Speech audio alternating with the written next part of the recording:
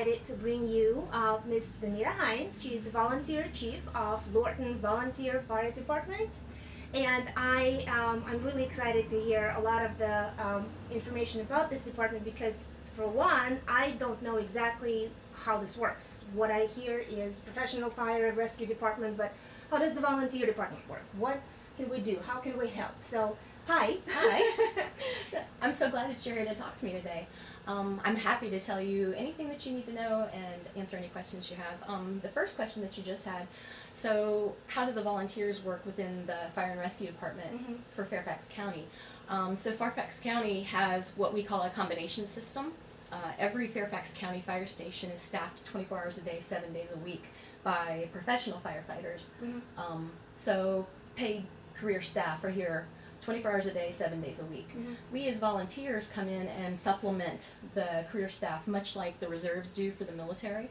So in times of, if there's a surge capacity need, say there's an emergency or a snow day or even something that's not an emergency, something like Celebrate Fairfax, we'll come and we'll supplement the career staff by putting up shifts and doing ambulance shifts and some engine shifts and things like that.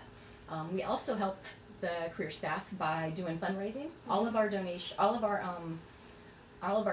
money comes in by donations, and our donations go directly to the fire department in the means of apparatus. We buy all the apparatus. Some stations actually own their own station, and they do maintenance for the station as well. I see. So, but to become a volunteer, you need to go through training, but also if you want to help, there are things you can do that don't involve training, right? Absolutely. You can be a volunteer. The way that you start to become a volunteer is you come and apply. We have a application place on our website where you can go and you can apply, and then there's a background check, but you don't have to be an EMT or a firefighter to come and volunteer at the volunteer fire department. You can come and you can do administrative stuff. You can do fundraising things for us. But if you do choose to come and do the exciting things, Fairfax County pays for all of the training if you want to be an EMT or if you want to be a firefighter. And it also pays for all of your requals and all those other things, depending on if you meet the qualifications to do that. So if somebody wants to come and help, whether that's a couple of hours, how do you want, like, let's say I want to come and spend a couple of hours here and help you with admin work or something I can do because I'm not trained. How do I go about it? I go to website or the best way to do it is to go to the website and as I said, there's an application on the website. Okay. You do that application. So any type of volunteering? Any type, we have to do the background check. Because, I see, okay. Right. The access to, okay. Exactly, because it's secure buildings. So we have to make sure that everybody that comes in can come in. Okay. But then there are levels of volunteering. You, as I said, like you could be administrative. You could just do fundraising. You could do pretty much whatever you want to help out at the firehouse. So what I'm hearing is you pretty much need anybody who wants to do anything, and you will find a job. We'll find for a role. them. Yeah. Absolutely.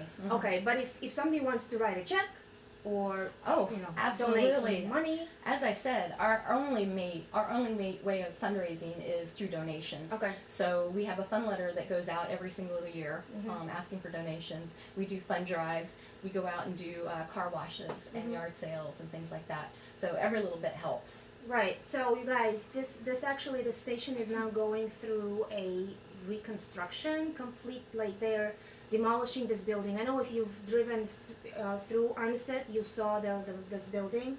So it's going to be gone. They're building a new one, and they're right now going to trailers. Right. For about 18 months, they're going to take this building out and completely rebuild it. So what I'm trying to hint is they need money. And so whatever you can do, maybe we can just go ahead and help them out. We do live here. I mean, we need them.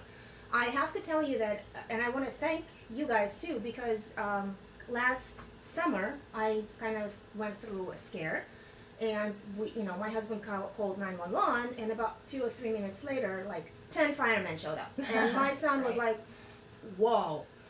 And everything was fine. Obviously, I'm here, but it was a close one. So I just, we all need it, and we don't know when we might need this so this stuff, you know, we need to support them. So let's do our best. So tell me about this moving thing, because I mentioned the reconstruction, so I know you can tell us a little bit more about it. Okay, so this building that we're sitting in right now has been here since 1954, so it's kind of old. It's past the point of actually just repairing and maintaining. So we have plans for a new building that's going to be built. We're building trailers in the back parking lot right now that the career staff and the volunteers will be transitioning to in the next couple months. We'll be in the trailers for probably about 18 months to 2 years, and this building here is going to be demolished. We're going to have a big open house, a big celebration before this place is demolished, and we're going to open it up to the public. Okay. Do you know the date? We don't know for certain yet, but it's going to be sometime in June. Make sure to let me know so I can post on the side. Absolutely, and it's going to be a fun time. Okay. And then the building will be demolished, and then we'll start building kind of like a phoenix rising from the ashes. We'll have a brand new building being built Better right here. infrastructure, more modern. Absolutely, right. And at the same time, we're also upgrading all of our apparatus. We're in the process right now of ordering a new ambulance, which will be replacing our older ambulance. And then next year we're going to be replacing our engine because, as you might imagine, the engine puts a lot of miles on it. So it's time for us to replace that as well.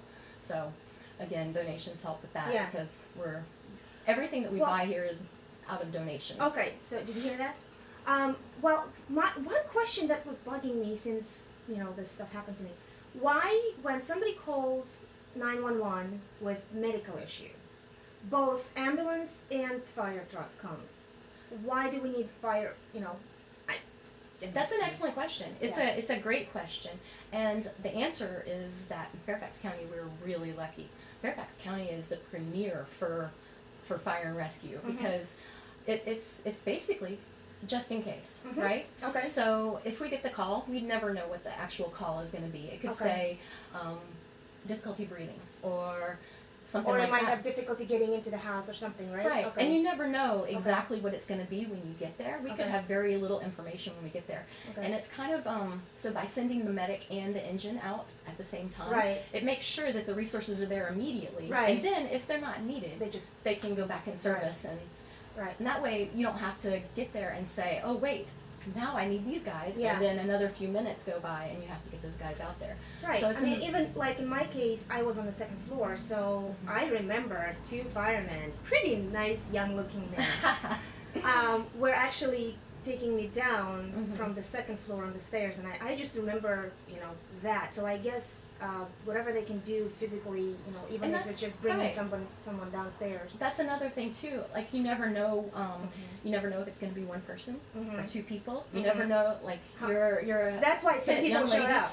But it could be a larger person that has problems walking and isn't able to walk down the stairs, and you're going to need that extra muscle to be able to bring them down. There's a bunch of different reasons why you need those extra people, and luckily we here in Fairfax County are able to have those people go immediately instead of having to wait to get them deployed afterwards. Right. And one more thing I want to mention, because we're talking about Fairfax County and how good this is. I didn't know about this. I've never dealt with this, so you know, you don't know what you don't know. But when I was faced with this, and then what my concern was the bill afterwards. Oh. You know, a lot of people, even when they do have insurance, like we have an excellent insurance, but our insurance covers only so much of emergency services and ambulance transportation and whatever they have the fees. And I was thinking, okay, the bill is going to come, whatever insurance is not going to cover is going to be up to me. Well, hello, in Fairfax County, just so you guys know and you feel a little bit better, if there's an emergency, don't be thinking about the bill, call 911, because what happens is county actually writes it off. Well, I can't speak to that. I don't know about that side. Right, but I don't know I don't know how they do it. They just kind of talk to the fire and rescue department. So what happened to me, the bill came, the county said, okay, send it to us, we're going to figure it out, and I've never heard from anybody else. And when I went on the county website, it said, we want our residents to have access to this service without having to think about... Without hesitating. Without hesitating. And honestly, I was hesitating, and that's what actually took me so long to call them until it was actually a point of no return a little bit, and that would be really bad. Absolutely. And so just don't hesitate. Yeah, call and just kind of my 2 cents. Right. So anything else you'd like to share with us while I have you?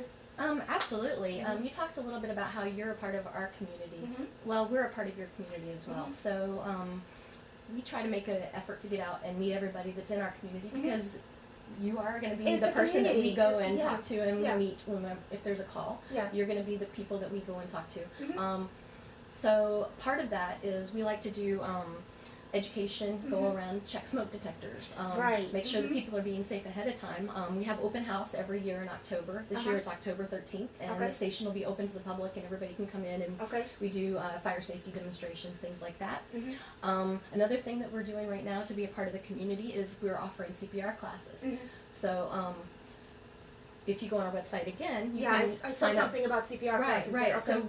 So our volunteers are going out and teaching CPR classes. Yeah. You can come to you Yeah. can come to us, Yeah. so on and so forth. And that's another way of like making sure that our community is safe and Well, actually, you touched on this, and I'm a real estate agent, right? So I help people buy and sell houses, and a lot of the time, the buyers come into the house, and when the inspection is taking place, they're saying, "Oh, the fire alarm was too old," or they just don't function, or they just don't work. And sometimes sellers don't really want to do anything, even though they do have to. So, is it true that if somebody calls and says, "I'd like new fire alarms installed," the fire department can do that for free? Because that's what I heard, and I'm not sure how I true have that to check is. on that. Okay. But we will come out and help you. We'll Okay. figure it out for you. Okay. So yeah, let us know if you have any kind of problems with that. Right. I don't Okay. know So how the whole process works for that. I But- see. Okay. So the bottom line is, don't sit there thinking it's going to be too expensive. The least you can do is pick up the phone, call the fire department, and Right. see how this can be addressed Exactly. with the minimum We'll come out and help no matter expense. what. Because the main thing is to have that fire alarm, and maybe what is it? The gas. Carbon monoxide? Yeah. Hello. Right. Those installed, because you never know. You just never know. You need that alert Yeah, for sure. Tomorrow is not guaranteed. I think, okay, well, anything else? Thank you so much for supporting your local fire department. Mhm. We appreciate it, and we feel like all of us are a part of family in this community. Thank you for Yeah. coming out and talking to me today. Oh, thank you for agreeing to talk to me and taking the time. And if you'd like to come out and volunteer, go on our Please. website. Please, Yeah. we need help. And I will So- post the website on this page, as well as, you can actually find them easily, but I will post the website. Do you have a Facebook page as well? We do. I will post anything that I can come up with, so you can, either way, you can get a hold of them, and come, and we're right here in Lorton. They're across the street from IHOP and this, the, what is it, Food Lion Shopping Right. Center, the post office. We're right here, so again, I cannot stress this enough. You never know what's gonna happen to you today, tomorrow, the day after tomorrow. But You we'll may- come and help you. Exactly. They come and help. It's like 2 minutes, they were there. So yeah, please, let's support our fire department, and whatever dates they may have. October 13th is Is open open house. house. And then In I want to June. be here when you demolish this. I want to be here, so I want to know the date. So It's been here please so long, who share knows with what's us. gonna come out. Yes. So please watch the website for that information, and come back for any Lorton related news and deals, please. Parkbench.com/Lorton, and I am out. Thank you. I will see you next time. Thank you.